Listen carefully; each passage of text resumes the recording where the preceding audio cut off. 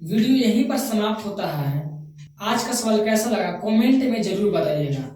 वो वीडियो तो मैंने शुरू भी नहीं किया और खत्म भी हो गया। समय कब निकल जाता है पता ही नहीं चलता। हाँ, तो इस गणित की पहेली को ध्यान से आप लोग देखिए। ये देखने में जितना आपको सिंपल लग रहा है उतना सिंपल है नहीं। ये कोई रीजनिंग नहीं है, मैथ का पहेली ही एक तरह से है। देखिए इसको कैसे बनेगा, इसके लिए आपको ध्यान से देखना पड़ेगा और साथ ही साथ आपको समीकरण आएगा तभी बनेगा।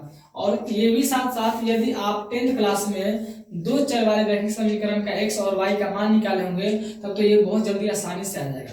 फिर इसको देखते हैं कैसे सोल्व होता है। यहाँ पर देखिए दो बॉक्स है, यहाँ पर ऊपर में एक, दो बॉक्स नीचे में है। ये कह रहा है ये जो दोनों बॉक्स में दो ऐसा संख्या रहेगा जिसको जोड़ने पर 14 आ जाएगा। फिर यहाँ पर ऐसा संख्या रहेगा यहाँ पर जिसको घटाने पर 10 आ जाएगा। फिर ये कह रहा है वही संख्या जो हम पहली बार ले चुके होंगे यहाँ पर ले चुके होंगे, ये दोनों को जोड़ने के बाद 15 आ जाएगा। ठीक उसी तरह से ये दोनों को जोड़ने के बाद 16 आ जाएगा। सवाल को आप सभी ध्यान से देख लीजिए। चलिए इसको सॉल्व करने का प्रयास करते हैं, आप सभी देखते रहिए। यहाँ पर हम क्या करते हैं कि चर पद मान लेते हैं, ए बी सी डी कुछ भी आप मान सकते हैं। हम यहाँ पे मान लेते हैं ए मान लेते हैं। ध्यान से देखते रहिएगा, बहुत मजा आने वाला है, इंटरेस्टिंग सवाल है, इंटरेस्टिंग पहेली है। ठीक है, बी मान लेते हैं। कहने का मतलब है ए और बी जोड़ेंगे तो हमारा 14 जाएगा, यानी ए और बी का मान निकालना पड़ेगा। ठीक उसी तरह से आप ए बी की जगह कुछ भी ले सकते हैं, P Q R S T कुछ भी ले सकते हैं। यहाँ पर लिखते हैं सी और डी लिखते हैं। ठीक है, तो यहाँ पर देखिए सी और माइनस डी यानी सी माइनस डी बराबर 10। ठीक उसी तरह से a प्लस सी बराबर जोड़ेंगे तो हमारा 15 हो जाएगा और b प्लस डी बराबर जोड़ेंगे तो हमारा 16 हो जाएगा। ठीक है, तो यहाँ पर हम एक समीकरण का निर्माण करते हैं इसी के हिसाब से। देखिए ध्यान से यहाँ लिखते हैं a प्लस बी बराबर हमारा 14। ठीक है, ऊपर ऊपर पहले करते हैं। ठीक है, तो यहाँ पर समीकरण 1 लिखते हैं और फिर उसी तरह से सी माइनस है, यहाँ पे सी माइनस डी बराबर हमारा हो गया 10। समीकरण हमारा 2 हो गया। ठीक है, उसी तरह से यहाँ से आता है, देखिए इधर से a प्लस सी है हमारा, a प्लस सी बराबर हमारा हो गया 15। ठीक है, अब यहाँ पर हो गया समीकरण हमारा 3। उसी तरह से यहाँ पर b प्लस डी करते हैं तो हमारा हो जाएगा 16। b प्लस डी बराबर हमारा हो जाएगा 16। समीकरण हमारा हो जाएगा 4। अब आप कहेंगे कि हम ABCD क्यों माने, तो आप सभी जानते हैं जिस चीज का मान निकालना हमको होता है उसको हमको चर पर यानी कि हमको XYZ कुछ ही मैंने मानना पड़ता है, इसलिए हमने यहाँ पर ABCD का माना है।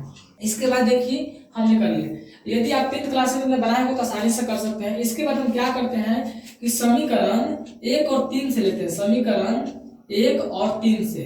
अब आप कहिएगा समीकरण 1 और 3 क्यों लिए, चलिए देखते हैं इसको। समीकरण 1 और 3 से यहाँ पर देखिए समीकरण 1 में हमारा a प्लस b बराबर 14 है, तो इसी का कुछ रूप मिलना चाहिए ताकि उसको सॉल्व करने में आसानी हो सके।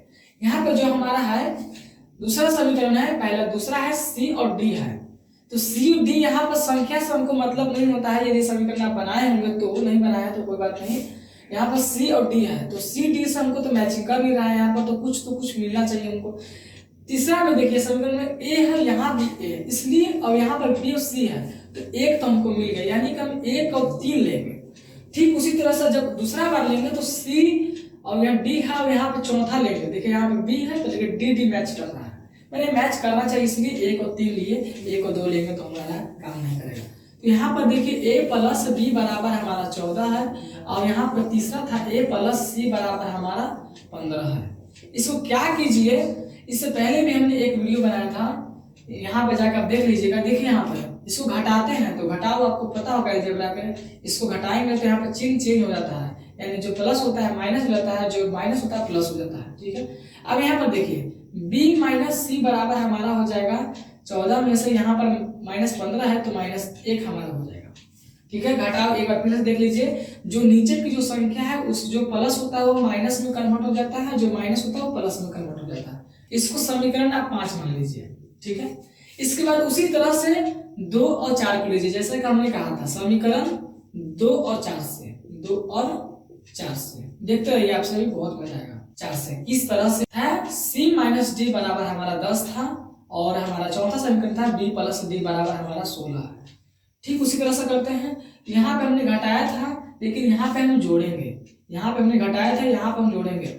और जोड़ और घटाओ क्यों किए हम देख लीजिए, यहाँ पे क्यों घटाए और यहाँ पे क्यों जोड़े। तो यहाँ पर थोड़ा सा आप सभी ध्यान से देख लीजिए। यहाँ पर देखिए जो संख्या बराबर में रहता है या तो वो दोनों प्लस में होगा, देखिए यहाँ पर जो संख्या चर पद बराबर में है ए, या तो ये संख्या नहीं निकल है, ये केवल देखिएगा ABCD वाला, या तो वो दोनों माइनस में होगा, या तो एक प्लस और एक माइनस में होगा। ठीक है, जो हमारा प्लस में हो जाएगा, जो दोनों संख्या जो बराबर में होगा, या जब दोनों प्लस में होगा तो उसको घटा दीजिएगा, और जब दोनों माइनस में होगा उसको भी घटा दीजिएगा। अब जब एक प्लस और एक माइनस होगा तो उसको आप जोड़ दीजिएगा। ठीक है, अब क्यों होता है, क्योंकि कैंसिल करने के लिए। तो यहाँ पर देखिए जब दोनों हमारा प्लस में था तो इसको घटा दिए ताकि मेरा कैंसिल हो जाए। जब यहाँ पर जब देख रहे हैं कि प्लस और एक माइनस है तो इसको जोड़ेंगे ही तो ही हमारा कटेगा, यदि घटाएंगे तो -d हो जाएगा, -d हमारा -2d हो जाएगा। ठीक है, चलिए इसको भी हम घटा दिए, तो यहाँ पर हमारा जब इसकी है तो हमारा हो जाएगा b + c। देखिए यहाँ पे c है तो b + c यानी कि हम क्रम से कर दिए, b के बाद c आता है, इस तरह से हम कर दिए। ठीक है, और यहाँ पे 16 और 10 हमारा हो जाएगा 26, इसको मान लेते हैं समीकरण 6। इसके बाद देखिए अब अगला बार क्या करेंगे कि समीकरण 5 और 6 लेंगे, क्योंकि देखिए यहाँ पे b मिल रहा है, b मिला, c मिला, c मिला, संख्या से कोई हमको लेना देना है नहीं। तो यहाँ अगला बार क्या करते हैं, समीकरण 5 और 6 से कर लेते हैं, 6 से। अब इसके बाद क्या करना है, b माइनस हमारा c था बराबर -1, और यहाँ पे b + c था हमारा हो जाएगा 26। इसके बाद देखिए जो संख्या बराबर है यहाँ पे आप घटा भी सकते हैं, जोड़ भी सकते हैं, क्योंकि दोनों हमारा बराबर है। अब यहाँ पे जब घटाइएगा तो संख्या चिन्ह करना पड़ेगा, इसको हम जोड़ दे रहे हैं क्योंकि हमारा एक और एक प्लस माइनस में है, तो हमारा 2b हमारा हो जाएगा बराबर हमारा 25 हो जाएगा। देखिए 26 में से एक घटाए तो 25, यहाँ पर b बराबर करेंगे तो हमारा हो जाएगा, डायरेक्ट कर दे रहे हैं 12.5 हमारा हो जाएगा, हमारा b का मान निकल गया। ठीक है, अब इसके बाद क्या करना है, b का जो मान आप है ये दोनों समीकरण में से किसी में आप रख दीजिए, आपका आ जाएगा, या तो समीकरण 5 में रख दीजिए या तो समीकरण 6 में रख दीजिए। तो b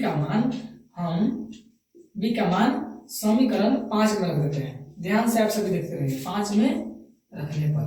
इसके बाद देखिए b - c बराबर -1 हमारा है, b का मान हमारा आया था 12.5, -c हमको नहीं है, ये -1 हमारा हो जाएगा। डायरेक्ट c का मान निकाल देते हैं, c का मान निकालेंगे तो उधर से इधर आएगा तो हमारा हो जाएगा 12.5, और इधर हो जाएगा प्लस हमारा 1। देखिए इसको जब हम उधर ले जाएंगे तो दोनों हमारा माइनस में होगा, माइनस हमारा कैंसिल हो जाएगा, इसलिए इसको जोड़ दिए, डायरेक्ट कर दिए इसको। c बराबर हमारा मान आ जाएगा 13.5। लास्ट में याद रखिएगा, इसको सिद्ध करके भी दिखाएगा कि कैसे हमारा आता है। यहाँ पर देखिए b का मान आ गया और c का मान आ गया। अब b और c का मान इस ऐसा जगह पर रखिए आप ताकि हमको एक और मान आ जाए। यहाँ पर देखिए यदि हम c का मान रखते हैं, यहाँ पर देखिए थोड़ा सा c का मान रखते हैं, यहाँ पर हमको समीकरण 3 में रखते हैं, ये हमारा पहला समीकरण था, तीसरा था। ठीक है, यहाँ पर दूसरा था, चौथा था। तो यदि हम 3 में रखते हैं यहाँ पे c का मान तो हमारा a का मान आ जाएगा। ठीक है, जो b के भी आप रख सकते हैं, या तो b के आप रख दीजिए समीकरण 1 में, देखिए यहाँ b है तो a का मान हमको आ जाएगा, मतलब दोनों समीकरण यदि हम रखेंगे तो हमको a का मान आ जाएगा। तो हम क्या करते हैं कि हम यहाँ पर क्या करते हैं कि b का मान, यहाँ पर देखिए b का मान समीकरण 1 में रख देते हैं, 1 में रखने पर।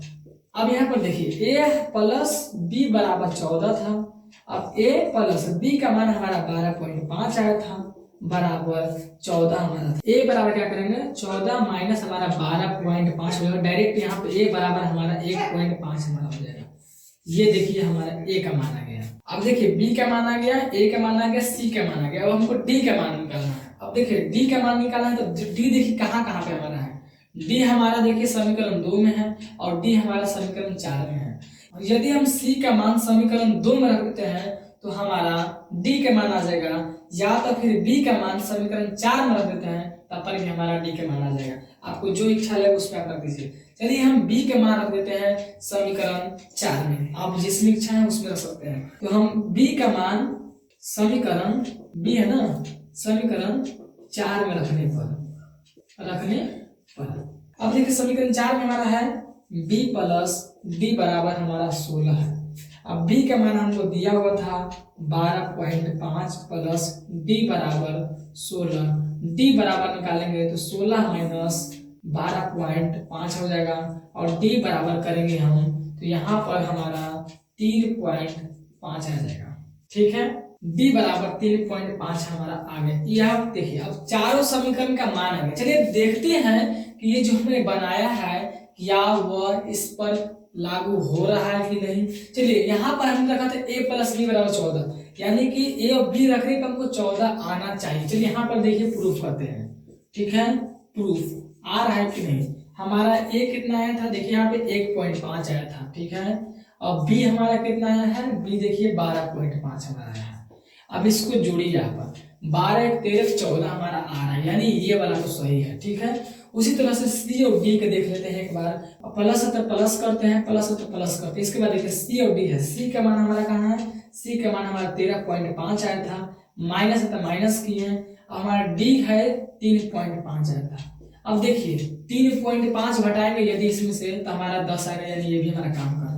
इसके बाद इधर यानी कि ये जोड़ने पर हमारा 15 आना चाहिए, तो यहाँ पर देखिए 13.5 एक 14 एक 15 हमारा इधर आ रहा है, साबित हो रहा है। इसके बाद यहाँ से देखिए हमको 16 आना चाहिए, तो 12 3 15 16 इधर से भी हमारा आ रहा है, यानी कि ये जो संख्या हमारा है ये हमारा प्रूफ कर रहा है कि हो रहा है। इस तरह से आप भी कर सकते हैं। इस तरह का किसी भी सवाल में दिया रहे संख्या चेंज करके भी।